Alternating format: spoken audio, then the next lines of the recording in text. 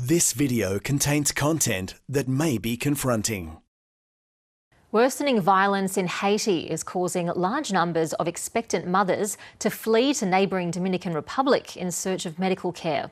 More than 1 million people have been displaced as a result of gang attacks and fighting in the Caribbean nation. Violent groups now control most of the capital, Port-au-Prince, leading to a collapse of medical and other essential services. In the search for help, Haitian mothers are trying to get to the Dominican Republic despite its strong deportation policies. Would I have my child in Haiti? No, I would not. I had my child here. I don't know what the care is really like in Haitian hospitals. I don't think I would receive good care because of the government situation. There is no government in Haiti. Well, James Elder from UNICEF is in Haiti's capital and he joins us now. Hi James, thanks so much for your time. Can you just paint a picture of what life is like for the people of Haiti in this ongoing humanitarian crisis? It's violent, Ruby. I mean, you said there, 85% of this city is controlled by armed groups. I mean, 85% of a capital city. That's one of the most extreme cases of insecurity in modern history. So you can't fly into the capital here. I have to take a helicopter from up north. Helicopters get shot at as well. Day-to-day life for people, you've got a 70% increase in children, in boys and girls being recruited into these armed gangs. That's because, so children are recruited as their own suffering is played into this. There's no opportunities. There's a devastation of social services, as you heard from those mums.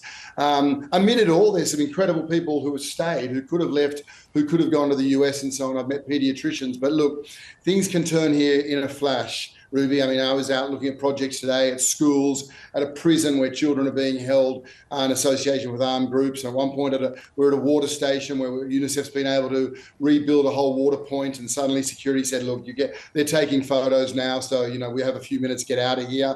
That's in an area that is not controlled by gangs, the 15% of the city, but kidnapping here is rife. So, 500,000 children displaced.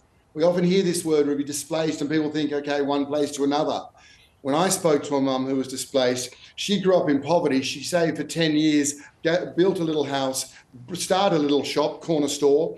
When gangs came through there, armed groups came through there, she grabbed her children and ran and lost everything, her life's work. That's displacement for people. And that's what people across, particularly here, the capital, Port-au-Prince, are dealing with on a daily basis.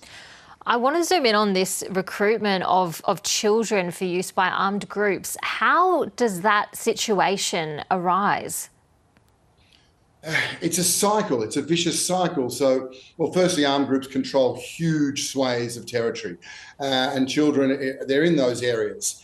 Children are not seeing any opportunities as well. So there's manipulation. There's a lot of use of social media. There's force. There's clear force. Then, of course, there's children who just have no opportunities and see a kid on a corner who has some kind of status. It's a very lethal status. So a lot of it is forced. If it's not forced at the point of the gun, it's forced by circumstances. The children aren't choosing this. It's the environment, a violent environment that they grow up in, and it is lethal. When we talk about of these armed groups, imagine controlling 85% of a capital city, up to 50% of the armed groups are children. And many of them got military-grade weapons. Right? We're not talking about small arms here. We're talking military-grade weapons. Even the areas where I am, I mean, we go into different parts of the city, very much frontline work because UNICEF here plays a very, very big role because of that collapse of social services. But even where I am today, last night, overnight, there are 4 or 5 pockets where you could hear gunfight, where there's been, where armed groups have infiltrated into this small area that is not controlled by them. So it's one of those scenarios, Ruby, where the longer we wait, and when I say we, I mean the international community, those governments with influence, those governments with funds, the longer we wait, the worse it gets and the higher the cost of fixing it, and certainly the higher the cost for those children who have to live in it. James, the US President Donald Trump has laid out plans to cut humanitarian aid, deport Haitian migrants. There are 1.5 million Haitians in the US at the moment. The president of Haiti's Transitional Presidential Council, Leslie Voltaire, has said that this will be catastrophic for Haiti. Do you agree with that? Look, I haven't heard the line. There's parts of that are out of my mandate, and migration is one. Certainly, United States government support here in Haiti and for UNICEF and for the children we serve has been enormous. It's a game changer. It saves lives, it builds livelihoods. So, we hope that funding will be restored as soon as possible. That is a blow that Haitians simply can't absorb right now. Remembering that there are, to give you one example, today I was with a paediatrician. She is the head of pediatrics at one of the last remaining hospitals. She could have left, right? She has a master's degree. She runs a pediatric ward. She's a pediatrician. There are a lot of people like that who choose to stay, who simply say to me, if we leave, who is here for those who didn't have an education like us? They're the people that need support. They're the people who will rebuild Haiti. But that is going to require funding. That's going to require medicines. That's going to, the hospital that she's in, I saw a dozen incubators with premature babies in them that didn't work. As she said, they're cages. They try to build them so to keep a child warm, but they are broken. Those things, that sort of money doesn't cost a lot, but it saves lives.